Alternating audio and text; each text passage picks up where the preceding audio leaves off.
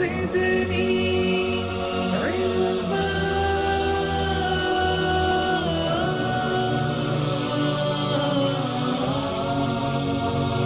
رب زدني علما.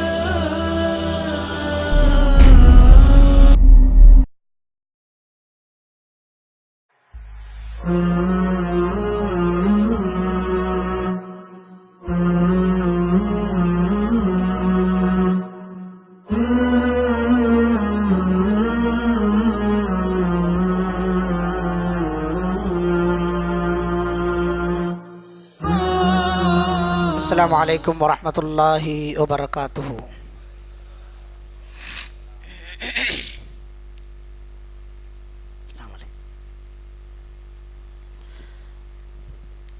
إن الحمد لله نحمده ونستعينه ونستغفره ونعوذ بالله من شرور أنفسنا ومن سيئات أعمالنا. من يهده الله فلا مضل له ومن يضلله فلا هادي له. وأشهد أن لا إله إلا الله وحده لا شريك له. وأشهد أن محمدا عبده ورسوله.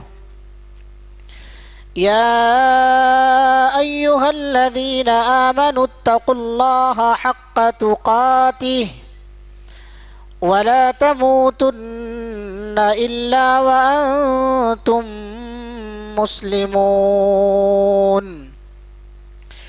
يا أيها الناس اتقوا ربكم الذي خلقكم من نفس واحدة وخلق منها زوجها وبث منهما رجالا كثيرا ونساء. واتقوا الله الذي تساءلون به والأرحام إن الله كان عليكم رقيبا. يا أيها الذين آمنوا اتقوا الله وقولوا قولا سديدا يصلح لكم أعمالكم ويغفر لكم ذنوبكم. ومن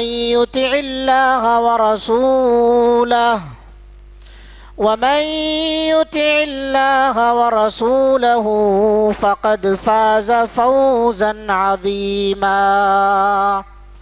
أما بعد فإن خير الحديث كتاب الله وخير الهدي هدي محمد صلى الله عليه وسلم.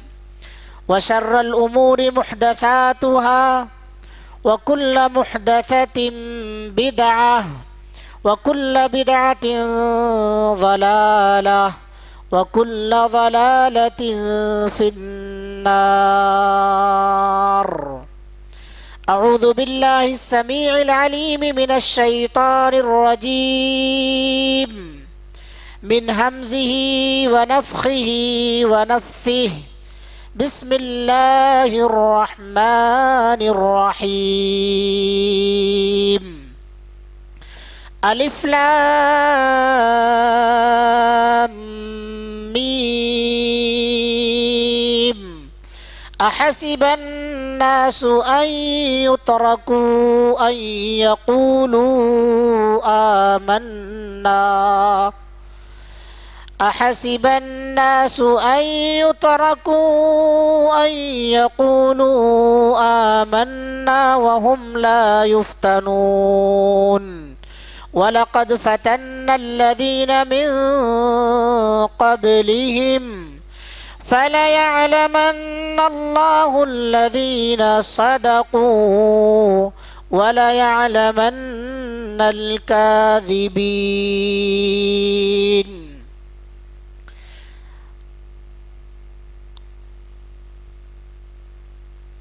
मुअज़्ज़ज़ सामईन, उलमाए किराम,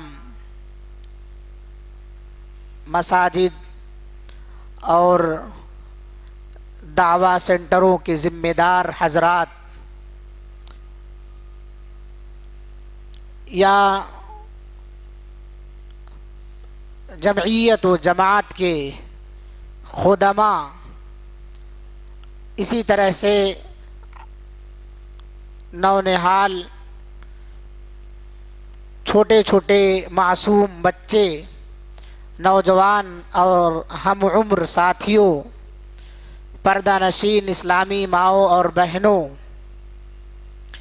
ہر طرح کی تعریف، ہر طرح کی کبریائی بڑائی، ہر طرح کی ستائش کے لائق اگر کوئی ذات ہے تو وہ صرف اور صرف اللہ رب العالمین کی ذات ہے، جس نے مجھے آپ کو اس بابرکت جگہ میں کچھ باتیں قرآن اور حدیث کی روشنی میں کہنے اور سننے کے لیے اکٹھا کیا ہے۔ یہ سب اللہ کی توفیق سے، یہ سب اللہ رب العالمین کی مدد سے ہے۔ ہم جو یہاں کچھ دیر کے لیے اکٹھا ہوئے ہیں، بیٹھے ہیں، یہ سب اور سب صرف اور صرف اللہ رب العالمین کی جانب سے ہے، اسی کی توفیق اور اسی کی مدد سے ہے، ورنہ ہماری کیا بساط کہ ہم یہاں آ کر آپ کو کچھ سنائیں اور آپ نہ آپ کی ہم سے، نہ آپ ہم سے، ہماری آپ سے کوئی جان نہ پہچان، کس لیے ہم بیٹھیں؟ صرف اور صرف اللہ رب العالمین کی مدد، اس کی توفیق ہے۔ اس لیے ہر طرح کی تعریف کے لائق اللہ رب العالمین کی ذات ہے۔ جتنا بھی ہم تعریف کریں کم ہے، اس کی تعریف لکھتے لکھتے قلمیں گھس جائیں، سمندروں کی سیاہی سوکھ جائے، مگر اس کی تعریف کم نہ ہوگی۔ بعدہ درود و سلام ہو تمام پیغمبروں پر، خصوصاً آخری نبی جناب محمد الرسول اللہ صلی اللہ علیہ وسلم پر، جن کی انتھک محنتوں کی وجہ سے آج جو یہ مجلس رچائی جا رہی ہے، جو کوششیں دعوتوں کے لیے کی جا رہی ہیں، نبی صلی اللہ علیہ وسلم نے جو کوشش کی کچھ بھی نہیں ہے، ہماری کوششیں ان کی کوششوں کے مقابلے میں کچھ بھی نہیں ہے۔ اس دعوت کی مجلس کو کامیاب بنانے کے لیے جو مصیبتیں ہم سہ رہے ہیں، جو پریشانیاں ہم جھیل رہے ہیں، اللہ کے رسول صلی اللہ علیہ وسلم نے اسلام کا باغ ہرا بھرا کرنے کے لیے جو پریشانیاں سہی ہیں، جو تکلیفیں اٹھائی ہیں، کچھ بھی نہیں ہے۔ اس لیے درود اور سلام تو اللہ کے رسول صلی اللہ علیہ وسلم کے لیے بنتا ہی ہے، لہٰذا ہم آپ صلی اللہ علیہ وسلم کی ذات مبارکہ پر درود پڑھیں گے۔ اللہم صلی علی محمد وعلی آل محمد وبارک علی محمد وعلی آل محمد کما بارکت علی ابراہیم وعلی آل ابراہیم انک حمید مجید۔ حاضرین گرامی، اس مختصر سی حمد و ثناء کے بعد میں نے خطبہ مسنونہ کے بعد آپ حضرات کے سامنے سورۃ العنکبوت کی ابتدائی 3 آیتیں تلاوت کی۔ ان 3 آیتوں کا تعلق ہمارے آج کے مضمون سے ہے، ابتلا و آزمائش میں مومن کا کردار۔ ایک مومن اگر مصیبت میں پھنستا ہے، تکلیف میں گھر جاتا ہے، کسی حادثے کا شکار ہو جاتا ہے، کوئی ناگہانی آفت آ جاتی ہے، اچھی خاصی زندگی اس کی گزر رہی تھی، کوئی ایسی انہونی ہو جاتی ہے جس کی وہ امید نہیں کرتا ہے، تو ایسے وقت میں ایک مومن کا کیا کردار ہونا چاہیے؟ میرے بھائیوں، میری ماں اور بہنوں، جب ہم یہ چیزیں نہیں جانتے ہیں تو ہم بہک جاتے ہیں، پھسل جاتے ہیں، غلط چیزوں کا سہارا لینے لگتے ہیں، اللہ تعالیٰ کو چھوڑ کر کے بہت ساری ایسی چیزیں ہم انجام دینے لگتے ہیں جس کا شریعت سے کوئی تعلق نہیں ہے۔ تو ہم انشاءاللہ العزیز آج کی اس بیٹھک میں یہ جاننے کی کوشش کریں گے کہ ایک مومن پر جو مصیبت آتی ہے تو وہ کس لیے آتی ہے، اور پھر مومن کو اس مصیبت میں کرنا کیا چاہیے۔ سب سے پہلی چیز جو آیت کریمہ میں نے آپ حضرات کے سامنے پڑھی ہے، سب سے پہلے اللہ تعالیٰ نے اس آیت کے اندر بیان فرمایا الف لام میم۔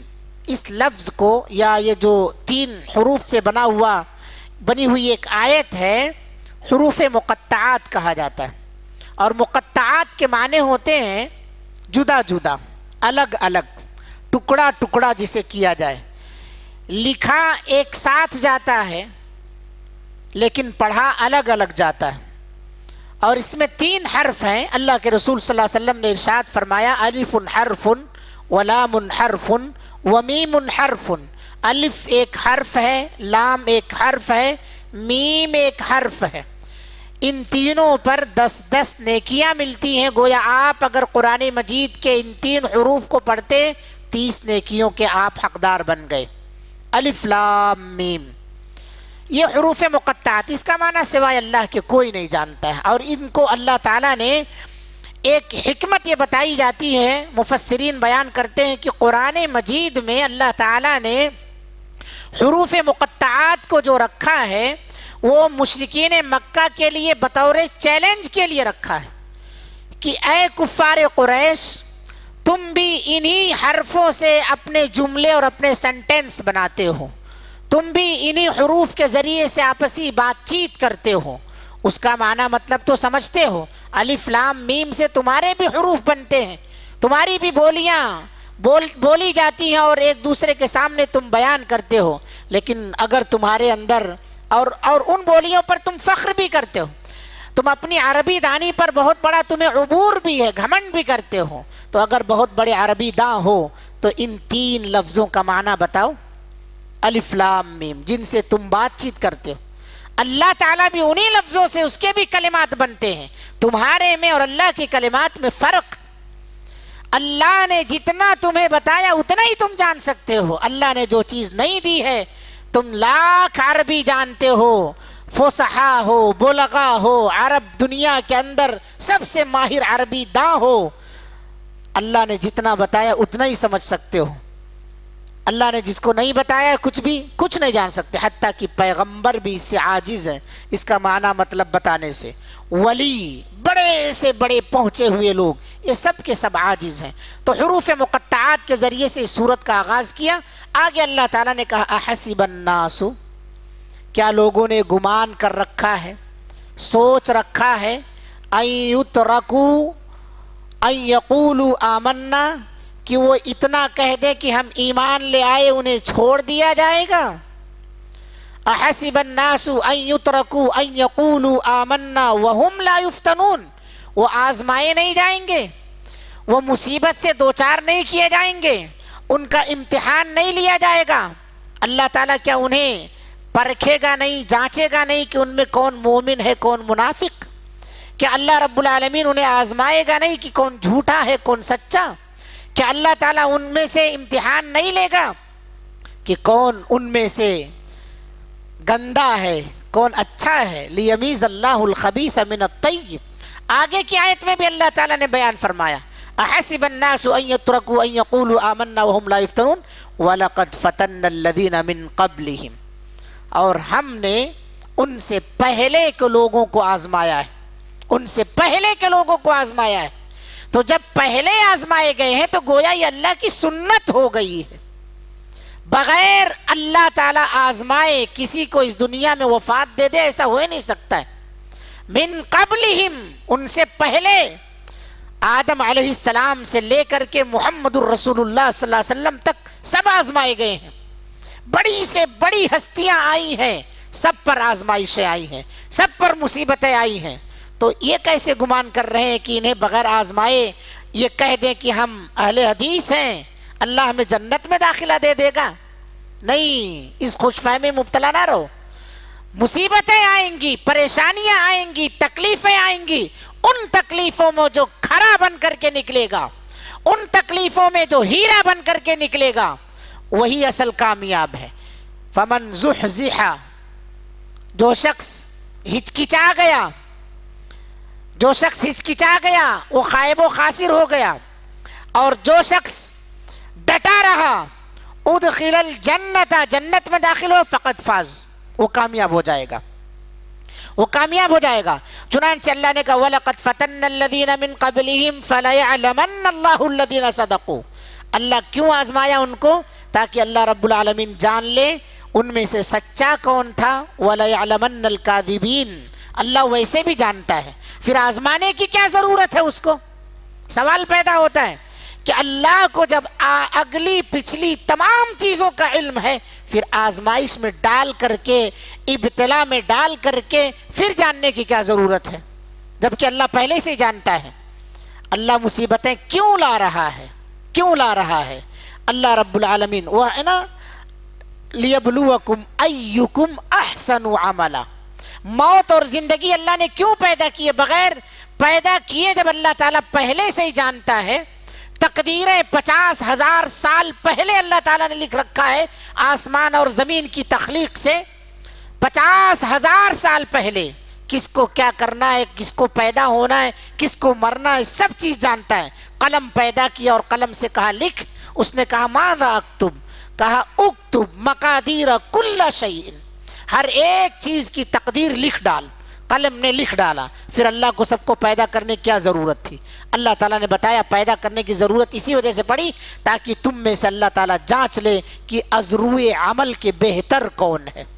مصیبتیں، آزمائشیں، تکلیفیں، پریشانیاں جو ہمارے اوپر آتی ہیں میرے بھائیوں، اللہ رب العالمین اس سے جانچنا چاہتا ہے، ہمیں پرکھنا چاہتا ہے۔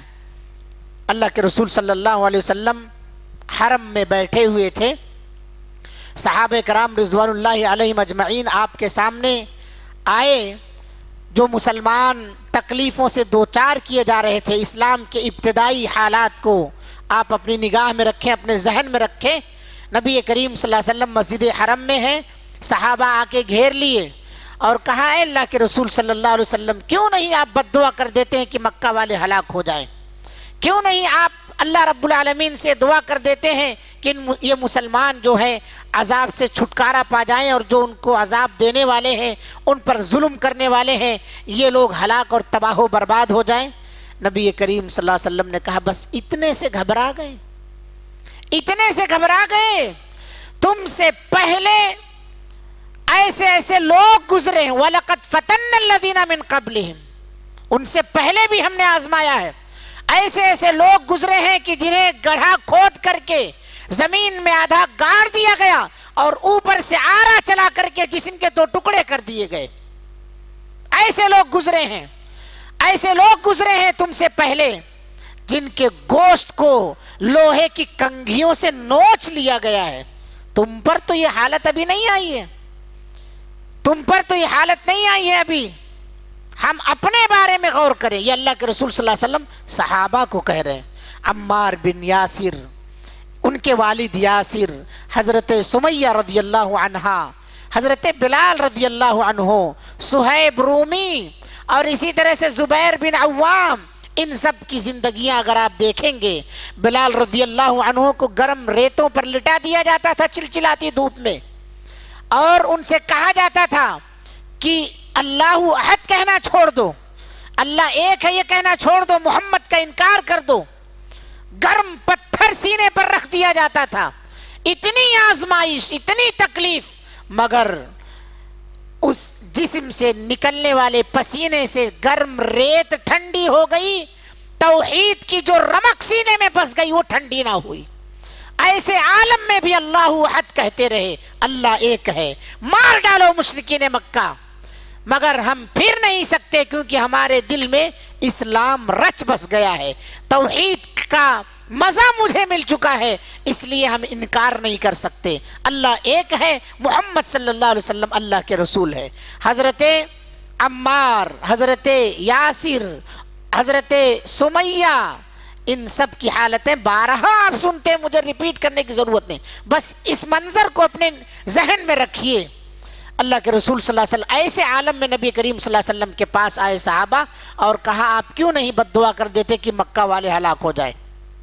اسی موقع سے یہ آیت کریمہ نازل ہوئی میرے بھائیوں، وَلَقَدْ فَتَنَّ الَّذِينَ مِن قَبْلِهِمْ، ان سے پہلے کے لوگوں کو بھی آزمائے گا، اور پہلے لوگوں میں جن کو آزمایا گیا وہ کون ہوں گے؟ اس میں بھی نبی ہوں گے، انبیاء اولو العزم، بڑی بڑی ہستیاں پیغمبروں کی، حضرت ابراہیم، حضرت نوح علیہ السلام، حضرت یونس علیہ السلام، موسیٰ علیہ السلام، ایوب علیہ السلام، یوسف، یعقوب، یہ سب بڑی بڑی ہستیاں ہیں، ان لوگوں کو بھی آزمایا گیا میرے بھائیوں۔ اس لیے سب سے پہلی چیز ذہن میں رکھنا ہے کہ مصیبتیں، پریشانیاں جو بھی آتی ہیں، یہ اللہ تعالیٰ کا ایک قانون ہے، بغیر آزمائے اللہ تعالیٰ کسی کو موت نہیں دے گا۔ ہم میں سے اتنے لوگ یہاں بیٹھے ہیں، خواتین بھی ہماری آواز کو سن رہی ہیں، سب اپنا محاسبہ کرو، کون اس میں ایسا ہے جس کو کوئی پریشانی لاحق نہ ہو؟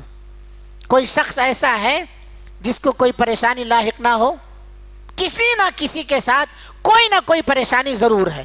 اگر وہ اسے سکھ ہی سکھ ہے تو دوسروں کا سکھ دیکھ کے وہ پریشان ہو جاتا ہے۔ اگر اس کو سکھ ہے تو دوسرے کا سکھ دیکھ کے پریشان ہو جاتا ہے کہ یہ کیسے سکھ میں ہو گیا، مجھ سے اونچا کیسے ہو گیا۔ کوئی نہ کوئی پریشانی ضرور ہے، کسی کو کم ہے، کسی کو زیادہ ہے، کسی کے ساتھ پریشانی بڑی ہے، کسی کے ساتھ پریشانی چھوٹی ہے، مگر ہر ایک کے ساتھ پریشانی لگی ہوئی ہے۔ اور یہ جانتے ہیں اللہ رب العالمین نے یہ پریشانیاں کیوں لگائی ہیں؟ تاکہ ہم اپنا ناقدانہ جائزہ لے لیں، اپنی اصلاح کر لیں۔ اس لیے اللہ رب العالمین نے یہ پریشانیاں ہم پر بطور عذاب کے نہیں نازل کی ہیں۔ ہر پریشانی کو ہم عذاب نہیں کہہ سکتے میرے بھائیوں، ہر پریشانی عذاب نہیں ہے۔ اللہ رب العالمین آزماتا اور آزمائشیں جانتے ہیں کس پر آتی؟ من یرد اللہ بہ خیرا یصب منہ، اللہ رب العالمین جس کے ساتھ بھلائی کرنا چاہتا ہے اسے آزماتا ہے، اس پر مصیبت ڈالتا ہے، اس پر پریشانی ڈالتا ہے۔ اب آپ کہیں گے، اسی لیے میں نے کہا کہ یہ مت سمجھیے کہ پریشانیاں ہمارے عذاب کے لیے آئی ہیں، عذاب بھی ہوتی ہیں، بسا اوقات وہ عذاب بھی ہوتی ہیں، لیکن ہر پریشانی عذاب نہیں ہے، ہر پریشانی عذاب نہیں ہے۔ اللہ تعالیٰ ہمارے ساتھ کچھ بھلا کرنا چاہتا ہے، اس میں آزمانا چاہتا ہے۔ لیمیز اللہ الخبیث من الطیب، کون اس میں خبیث ہے اور کون اس میں طیب ہے، اللہ آزمانا چاہتا ہے۔ اگر آپ یوں کہیں گے کہ ساری پریشانیاں عذاب ہیں تو نعوذ باللہ انبیاء پر جو پریشانیاں آئی وہ عذاب تھی؟ انبیاء کی ذات سے جو پریشانیاں لگی ہوئی ہیں، کیا انبیاء بھی عذاب میں مبتلا کیے جاتے ہیں؟ اللہ تعالیٰ نے تو کہا ہے کہ اِنَّا لَنَنْصُرُ رُسُلَنَا، ہم اپنے رسولوں کو بچا لیں گے، مدد کریں گے۔ وَالَّذِينَ آمَنُوا مَعَهُ، اور جن لوگوں نے ان کے ساتھ ایمان لایا ان کو بھی بچا لیں گے۔ ایمان والوں کو اللہ تعالیٰ نے بچانے کا وعدہ کیا، نبیوں کی حفاظت کا وعدہ کیا، پھر نبیوں کے عذاب کا کیا مطلب ہے؟ اس کا مطلب اللہ تعالیٰ ان کے ساتھ بھلائی چاہتا ہے۔ اور اللہ کے رسول صلی اللہ علیہ وسلم کی حدیث حضرت صہیب بن یحییٰ بن سنان رضی اللہ عنہ روایت کرتے ہیں کہ اللہ کے رسول صلی اللہ علیہ وسلم کو میں نے فرماتے ہوئے سنا ہے، آپ صلی اللہ علیہ وسلم نے کہا عجبا لامر المؤمن، مومن کے لیے، مومن کے معاملات عجیب ہیں، ان امرہ کلہ خیر، اس کے سارے معاملات خیر و بھلائی کے معاملات ہیں۔ ان اصابتہ سراء شکر، اسے اگر کوئی خوشی پہنچتی ہے تو اللہ کا شکر ادا کرتا ہے۔ وَإِنْ أَصَابَتْهُ ضَرَّاءَ صبر، اگر اسے کوئی مصیبت پہنچتی ہے تو صبر کرتا ہے، اور ہر ایک معاملے میں اس کے لیے خیر ہی خیر ہے۔ اگر خوشی پہنچتی ہے، نعمت ملتی ہے تو اللہ کا شکر ادا کرتا ہے۔ اللہ تعالیٰ بیان فرماتا ہے لَإِنْ شَكَرْتُمْ لَأَزِيدَنَّكُمْ، اگر تم نے میرا شکر ادا کیا تو میں تمہیں مزید عطا فرماؤں گا، مزید عطا فرماؤں گا۔ مصیبت پہنچتی ہے، صبر کرتا ہے، اللہ نے ارشاد فرمایا وَلَمَنْ صَبَرَ وَغَفَرَ إِنَّ ذَلِكَ لَمِنْ عَزْمِ الْأُمُورِ، جو شخص صبر کرتا ہے اس کی مغفرت کرتا ہے اللہ رب العالمین۔ اور یہ صبر کرنا بڑے جگر گردے والوں کا کام ہے۔ صبر کا جو لفظ بار بار آتا ہے 3 لفظ سے بنا ہے، انسان زبان سے بڑی آسانی کے ساتھ ادا کر لیتا ہے، صبر کرو، ہر ایک کو کہہ دیتا ہے صبر کرو، مگر جب اس پر پڑتی ہے مصیبت تو سارا صبر کہاں غائب ہو جاتا ہے نہیں معلوم پڑتا ہے۔ صبر کہنا بہت آسان ہے لیکن صبر کرنا بہت مشکل ہے، صبر کہنا بہت آسان ہے، صبر کرنا بہت مشکل ہے۔ تو اللہ رب العالمین نے ارشاد فرمایا اللہ کے رسول صلی اللہ علیہ وسلم نے کہ مومن کا ہر معاملہ عجیب ہے، یعنی مومن کے ساتھ اگر پریشانی آتی ہے تو مومن یہ نہ سمجھ لے کہ مجھے عذاب سے دوچار کیا جا رہا ہے، اس پر اگر وہ صبر کر لیتا ہے، اللہ کے رسول صلی اللہ علیہ وسلم نے کہا اس کے لیے خیر کا معاملہ ہے۔ اور وہ حدیث یاد رکھنی چاہیے، بخاری کی روایت ہے، حضرت ابو ہریرہ رضی اللہ عنہ راوی ہیں، من یرد اللہ بہ خیرا یصب منہ، جیسے کہا من یرد اللہ بہ خیرا یفقہہ فی الدین، اللہ جس کے ساتھ بھلائی چاہتا ہے اسے دین کی سمجھ عطا فرماتا ہے۔ ایسے اللہ جس کے ساتھ بھلائی چاہتا ہے اسے کسی نہ کسی مصیبت سے دوچار کر دیتا ہے، کسی نہ کسی مصیبت سے دوچار کر دیتا ہے۔ کیوں دوچار کر رہا ہے؟ کیونکہ اس کا قانون ہے، اس کا قانون۔ اور دوسری چیز یہ قانون صرف ہم پر نہیں آ رہا. ہم یہ نہ سوچے کہ یہ مصیبت صرف ہم پر آ رہی. وَلَقَدْ كُذِّبَتْ رُسُلٌ مِّن قَبْلِكَ فَصَبَرُوا عَلَىٰ مَا كُذِّبُوا وَأُوذُوا حَتَّىٰ أَتَاهُمْ نَصْرُنَا. تم یہ مت سوچو کہ یہ مصیبتیں یہ پریشانیاں صرف تم پر آ رہی ہیں، بلکہ تم سے پہلے جو رسول تھے اے محمد، تم سے پہلے رسولوں پر بھی صلی اللہ علیہ وسلم آزمائشیں آئی ہیں. اور ان کے لیے، رسولوں کے لیے آزمائش کیا تھی؟ ان کو جھٹلا دینا، ان کو جھٹلا دینا. شاعر ہو، مجنوں ہو، تم اپنی طرف سے گڑھ کے بول رہے ہو. وَلَقَدْ كُذِّبَتْ رُسُلٌ مِّن قَبْلِكَ، آپ سے پہلے بھی رسولوں کو جھٹلایا گیا. اور رسولوں کو جھٹلایا جانا یہ ان کے لیے آزمائش ہو گئی کہ ہم اس کو کیسے اپنے آپ سے دور کریں. جب تک نبی نہیں بنائے گئے تھے تب تک ان کے درمیان معزز اور محترم تھے، اور جب نبی بنا دیا گیا تو جو لوگ سب سے سچا سمجھ رہے تھے آج وہی لوگ بہت بڑا کذاب کہنے لگے. یہ مصیبت نہیں تو پھر اور کیا ہے؟ فصبروا، جیسے انہوں نے صبر کیا اے محمد صلی اللہ علیہ وسلم آپ بھی صبر کیجیے. حتی وَأُوذُوا، انہیں تکلیفیں دی گئیں، جسمانی تکلیفیں دی گئیں، ٹارچر کیا گیا. آج ہمارے اوپر بھی بہت طرح کی مصیبتیں ہیں میرے بھائیوں، طرح طرح کی مصیبتیں ہیں. ٹارچر کیا جا رہا ہے مسلمانوں کو، ہراساں کیا جا رہا ہے مسلمانوں کو، ڈرایا جا رہا ہے مسلمانوں کو. کبھی کچھ نام لے کر کے، اور نہ جانے آج کل ملک کے حالات پر آپ نگاہ بہت اچھی طرح سے، ہم سے زیادہ جانتے ہیں سیاست، آپ لوگ اچھی طرح سے سمجھتے ہیں، لیکن ڈرنے کی ضرورت نہیں ہے.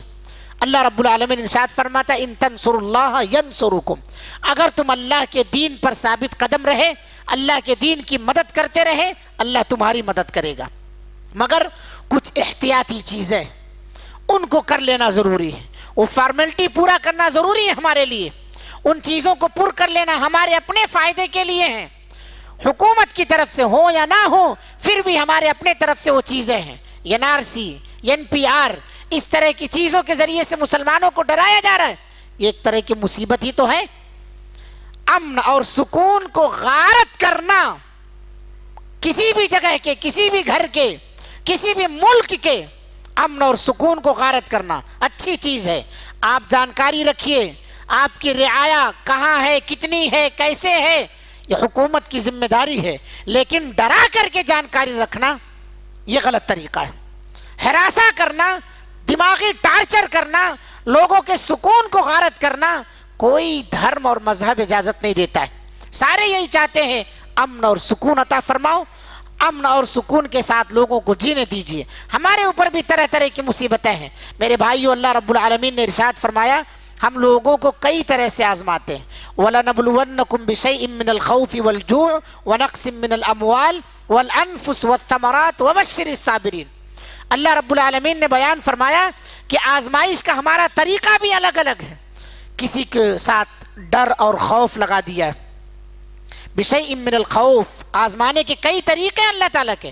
کوئی ڈر رہا ہے، کوئی بھوک کی وجہ سے پریشان ہے. وَالْجُوعِ وَنَقْصٍ مِّنَ الْأَمْوَالِ، اور کسی کے ہاں دھندے میں مندہ آ گیا ہے، بزنس خراب ہو گیا ہے. اب تک 1 مہینہ پہلے بہت اچھا چل رہا تھا، 1 مہینہ ہو گیا کچھ کاروبار نہیں مول صاحب، 1 مہینہ ہو گیا سائٹ پر گئے ہی نہیں ہیں، سارا کام ٹھپ ہے.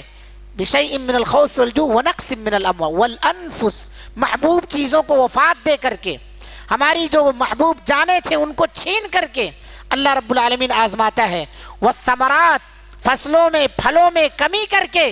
کھیتیاں لہلہاتی ہوئی تھی، کسان کو امید تھی کہ اس بار بڑی فصل آئے گی، مگر جب فصل کٹی تو جتنی امید تھی کہ اس میں سے 25 کنٹل آئیں گے، 15 کنٹل ہی آئے. والثمرات، پھلوں میں کمی کر کے. ان مصیبتوں پر جو شخص صبر کرتا ہے تو اللہ نے کہا وبشر الصابرین، صابرین صبر کرنے والوں کو بشارت دے دو. کہیں نہیں کہا اللہ رب العالمین دھن دولت جمع کرنے والوں کو بشارت دے دو، کہیں نہیں کہا اللہ رب العالمین ڈرپوک کو بشارت دے دو. نہیں، ڈر گیا جو شخص، ڈرایا جسے جا رہا ہے، اگر اس میں صبر کر کے اللہ رب العالمین سے مدد طلب کرتا رہا. وَاسْتَعِينُوا بِالصَّبْرِ وَالصَّلَاةِ وَإِنَّهَا لَكَبِيرَةٌ إِلَّا عَلَى الْخَاشِعِينَ. نماز کے ذریعے، صبر کے ذریعے اللہ رب العالمین کی اگر مدد طلب کرتا رہا، جو کہ ہم نمازوں میں چاہتے ایاک نستعین کہتے ہیں، ہم تجھ سے ہی مدد طلب کرتے ہیں۔ کیسے مدد طلب کرنا ہے؟ نماز پڑھ کے اور مصیبتوں پر آزمائشوں پر صبر کر کے۔ دو طریقہ اللہ نے مدد کا بتایا ہے، وَاسْتَعِينُوا بِالصَّبْرِ وَالصَّلَاةِ، نماز پڑھ کے صبر کر کے۔ صبر کو پہلے لایا، نماز کو بعد میں لایا اللہ رب العالمین۔ صبر کا تذکرہ اللہ نے پہلے کیا اور نماز کا تذکرہ بعد میں، کیونکہ گھر سے مسجد تک آنے میں بھی صبر ہونا چاہیے۔ مصیبت سمجھتے ہیں بہت سارے لوگ، نماز پڑھے امام صاحب نے کچھ قرات لمبی کر دی، مصیبت ہو گئی، صبر کیجئے وہاں پر آپ۔ وَاسْتَعِينُوا بِالصَّبْرِ وَالصَّلَاةِ، نماز تاخیر سے کسی مسجد میں رہی، وہاں جماعت حاصل کرنے کے لیے صبر کیجئے آپ۔ دھوپ میں، گرمی میں، ٹھنڈی میں آپ چل کر کے مسجد کے آ رہے ہیں، تکلیف ہو رہی ہے، آپ صبر کر کے آئیے، تب نماز کا مزہ پائیں گے آپ۔ اس لیے پہلے صبر ہے، پھر صلاح کا تذکرہ ہے، کیونکہ نماز ہی صرف پہلے اللہ تعالیٰ کہہ سکتا تھا، مگر صبر نمازی ہر کوئی ہو سکتا ہے لیکن ہر نمازی صابر نہیں ہو سکتا ہے۔ نمازی ہر کوئی ہو سکتا ہے لیکن ہر نمازی صابر نہیں ہو سکتا ہے۔ جو نمازی صابر ہو اس کے لیے اللہ رب العالمین نے کہا الا علی الخاشعین، یہ خشوع خضوع اختیار کرنے والے لوگ ہیں، ورنہ اور لوگ تو لکبیرہ، ان پر یہ بھاری پڑتی ہیں، ان پر یہ بھاری پڑتی ہیں۔ چنانچہ اللہ رب العالمین نے کہا وبشر الصابرین، صبر کرنے والوں کو بشارت دے دیجئے۔ تو میں یہ عرض کر رہا تھا کہ اللہ رب العالمین کے اس قانون سے کوئی بچا نہیں ہے۔ مصیبت ہر ایک پر آتی ہے، چھوٹی ہو، بڑی ہو، کم ہو یا زیادہ ہو، ہر ایک کے ساتھ مصیبتیں لگی ہوئی ہیں۔ وہ آدمی اپنی مصیبت کو سب سے بڑی مصیبت سمجھتا ہے۔ جس کے پاس بھی آپ اپنا مسئلہ حل بیان کیجئے، ضرور اس سے کوئی نہ کوئی ایسی لنک ملے گی کہ اس کے پاس بھی اسی طرح کی مصیبت ہے، مگر اس کی مصیبت تھوڑی کم ہے یا ایسے لگے گا زیادہ ہے۔ اسی لیے اللہ کے رسول صلی اللہ علیہ وسلم نے بیان فرمایا انظروا الی من هو اسفل منکم ولا تنظروا الی من هو فوقکم، تم اپنے سے نیچے لوگوں کو دیکھو، اپنے سے اونچے لوگوں کو مت دیکھو۔ دنیا میں زندگی گزارنا ہے، دنیاوی اعتبار سے اپنے سے نیچے لوگوں کو دیکھو۔ میرے بھائیوں، آپ ہاسپٹل چلے جائیے، ہاسپٹل چلے جائیے، آپ وہاں جا کر کے آپ دیکھیے اور اپنے آپ کو ٹٹولیے کہ اللہ تعالیٰ نے آپ کے ہاتھ پیر سلامت نہیں رکھے، اللہ رب العالمین نے آپ کے آنکھ کان ناک سلامت نہیں رکھے۔ کتنے ایسے لوگ ہیں، کسی کا ہاتھ کٹا ہے، کسی کی آنکھ پر پٹی بدھی ہوئی ہے، کسی کے دل پر پٹی لگی ہوئی ہے، کسی کی کڈنی پر پٹی لگی ہوئی ہے، کسی کے پیر پر پٹی لگی ہوئی ہے، طرح طرح کے مریض آپ کو ملیں گے۔ اور ہر ایک کا مرض دیکھ دیکھ کر کے اگر آپ کے اندر ایمانی رمق نہیں جاگ رہی ہے، آپ کی غیرت آپ کو نہیں للکار رہی ہے، تو ایسی جگہوں پر جایا کرو جہاں جا کر کے دل نرم ہو جاتا ہے۔ قبرستان جا کر کے دیکھو، کتنے بڑے بڑے لوگ عیش و عشرت کی کوٹھیوں میں رہنے والے، ململی کپڑے پہننے والے، نرم گداز بستروں پر سونے والے، 9 من مٹی کے نیچے سو رہے، 9 من مٹی کے نیچے سو رہے ہیں۔ تو اس لیے سب سے پہلی چیز ہے کہ آپ اپنے سے نیچے لوگوں کو دیکھیے، جا کر کے وہاں دیکھیے، اس کے بعد پڑھیے الحمدللہ الذی عافانی مما ابتلاک بہ وفضلنی علی کثیر ممن خلق تفضیلا، کہ اللہ ہر طرح کی تعریف تیرے ہی لیے ہے، کیونکہ تو نے مجھے جس مصیبت میں اس کو مبتلا کیا ہے مجھے اس سے عافیت عطا فرمائی، وفضلنی مجھے فضیلت عطا فرمائی ہے، علی کثیر ممن خلق بہت سارے ایسے مخلوق سے جس کو تو نے پیدا کیا مجھے اس پر فضیلت عطا فرمائی۔ تو یہ دعا پڑھیے اپنے سے نیچے کے لوگوں کو دیکھ کر کے، بیماروں کو دیکھ کر کے، مصیبت زدہ لوگوں کو دیکھ کر کے اللہ کی تعریف بیان کرو، اتراؤ مت، اس کو کوسو بھی مت، اس کے لیے دعا کرو کہ اللہ تمہاری مصیبت دور فرما دے۔ اتراؤ مت، نہ اسے کوسو۔ اترائیں گے، گھمنڈ کریں گے، کیا کر سکتے آپ؟ کیا کر سکتے گھمنڈ کر کے؟ اللہ رب العالمین بڑے سے بڑے گھمنڈیوں کو آج سبسڈی پر لا دیا ہے۔ بہت بڑے بڑے گھمنڈ کرنے والے لوگ تھے، آج روڈ پر آ گئے ہیں، 5 روپے کا آہار کھا رہے ہیں لائن لگا کر کے۔ بڑے بڑے تھے لوگ، سبسڈی کی زندگی پر آ گئے ہیں وہ لوگ، جو جن کے گھروں میں نوکر چاکر تھے، ایسے لوگ لائن میں آ گئے ہیں۔ اللہ رب العالمین کو روڈ پر لانے میں دیر نہیں لگتی ہے، اس لیے کسی بھی انسان کی مصیبت کو دیکھ کر کے اسے تانا نہ دو، بلکہ اللہ کی تعریف کرو کہ اللہ نے مجھے اس سے بچا رکھا ہے، اس کے لیے دعا کرو کہ اللہ اس کی حالت کو سدھار دے، اس کے لیے دعا کرو اللہ رب العالمین اس کی اصلاح فرما دے اور اسے خود بھی اپنے اصلاح کی توفیق عطا فرمائے، اس کے لیے اللہ تعالیٰ سے دعا کرو۔ تو میں یہ عرض کر رہا تھا کہ مصیبتیں سب کے ساتھ لگی ہیں، ہمیں چاہیے کہ ہم اپنے سے نیچے لوگوں کو دیکھیں، ہر کوئی اپنی مصیبت کو بڑا سمجھتا ہے، ہم اپنے سے نیچے لوگوں کو دیکھیں دنیا کے معاملات میں، دنیاوی معاملات میں۔ تو مصیبتیں جو اللہ تعالیٰ نازل فرماتا ہے وہ عذاب کے لیے نہیں بلکہ اپنی ناقدانہ جائزہ لینے کے لیے، اپنی اصلاح کرنے کے لیے، اپنی تربیت کرنے کے لیے۔ اور یہ مصیبت ایک پل صراط ہے، ہر ایک کو اس سے گزرنا ہے، ہر ایک کو گزرنا ہے۔ اور پھر سب سے بڑی اہم چیز یہ ہے کہ یہ تقدیر کا حصہ ہے، تقدیر پر ایمان لانے میں سے مصیبتیں یہ، کیونکہ اللہ کے رسول صلی اللہ علیہ وسلم نے جو ایمان کے 6 ارکان گنائے ہیں ان میں سے آخری رکن یہ ہے کہ تم تقدیر کی اچھائی اور برائی دونوں پر ایمان رکھو۔ ہم اچھائیوں پر تو ایمان رکھتے ہیں، میٹھا میٹھا ہپ ہپ، جیسے مصیبت آتی ہے تو تھو تھو کر دیتے، ہم صابر نہیں ہو پاتے وہاں پر۔ نعمتیں آتی ہیں تب تو کہتے ہیں ھذا من فضل ربی، مصیبتیں آتی ہیں تو سمجھ نہیں پاتے کیوں مصیبت آ گئی۔ اپنا جائزہ لیجئے، کیوں مصیبت آئی؟ کچھ کمی رہ گئی ہوگی، کچھ کوتاہی رہ گئی ہوگی۔ اور بہت ساری مصیبتوں کے بارے میں تو اللہ نے کہا وما اصابکم من مصیبت فبما کسبت ایدیکم ویعفو عن کثیر، ایک دو غلطیوں پر ہی تو اللہ نے پکڑا ہے، ہزاروں غلطیاں تو اللہ معاف کر دیا، اگر سب پکڑ لیتا تب کیا کرتے؟ اور یہ مصیبت جو آئی تمہارے اپنے ہاتھوں کے کرتوت، کچھ غلطیاں کی ہوگی تم نے، ان غلطیوں سے توبہ استغفار کرو، اللہ تعالیٰ سے معافی مانگو، ان غلطیوں سے اب سیکھو، اصلاح کرو، دوبارہ وہ غلطیاں نہ دہراؤ۔ پھر بھی آ رہی ہیں، اللہ تعالیٰ کے صابر اور شاکر بندے بن کر کے زندگی گزارنے کی کوشش کرو۔ یہ اللہ رب العالمین پیغام دینا چاہتا ہے ہم تمام لوگوں کو ان آیات سے کہ بہت ساری تمہاری غلطیاں ہیں جسے ارحم الراحمین ہونے کے ناطے اللہ نے چھوڑ دیا ہے، اللہ نے چھوڑ دیا۔ اور اگر ہماری غلطیوں کی وجہ سے ہم میں سب یہاں بیٹھے ہیں، اپنا اپنا جائزہ لو، بس اپنا اپنا اپنے گریبان میں جھانکو، ہم کتنی ایسی ہماری غلطیاں ہیں جو ہم تنہائی میں کرتے ہیں، اللہ اس کو سب کے سامنے اسکرین پر نہیں لا رہتا ہے، اور نہ اس کے بدلے میں اللہ تعالیٰ ہمیں گرفت میں لیا، پکڑ میں لیا ہے۔ اگر پکڑتا جائے تو کیا ہم اس وقت کوئی شکایت کر سکتے ہیں؟